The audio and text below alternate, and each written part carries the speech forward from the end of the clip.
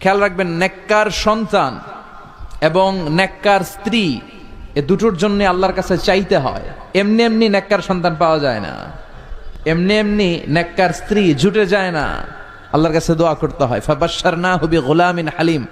আল্লাহ বললেন, ইব্রাহিমের দোয়ার বরকতে আমি ইব্রাহিমের ঔরসে ইসমাইলকে দান করলাম। নেককার সন্তান না? কি নেককার সন্তান, কি ফ্যামিলি তাদের! আমাদেরটাও ফ্যামিলি, ওনাদেরটাও ফ্যামিলি। এই ফ্যামিলির হাত পা যেই জায়গায় লেগেছে ওই জায়গাটারে বরকতময় করে দিয়েছে কে? সাইয়েদনা ইব্রাহিম আলাইহিস সালামের পা লেগেছিল একটা পাথরের উপর।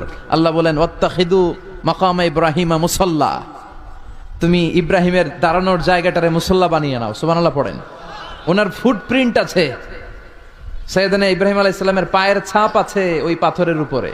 দেখেন, পা লাগছে, ওই পায়ের জায়গাটা বরকতময় করে দিয়েছে কে? খেয়াল রাখবেন, নেককার সন্তান এবং নেককার স্ত্রী এ দুটোর জন্য আল্লাহর কাছে চাইতে হয়।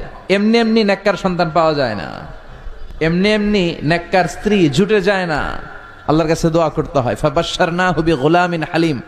আল্লাহ বললেন, ইব্রাহিমের দোয়ার বরকতে আমি ইব্রাহিমের ঔরসে ইসমাইলকে দান করলাম। নেককার সন্তান না? কি নেককার সন্তান, কি ফ্যামিলি তাদের! আমাদেরটাও ফ্যামিলি, ওনাদেরটাও ফ্যামিলি।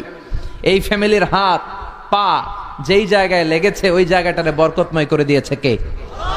সাইয়েদনা ইব্রাহিম আলাইহিস সালামের পা লেগে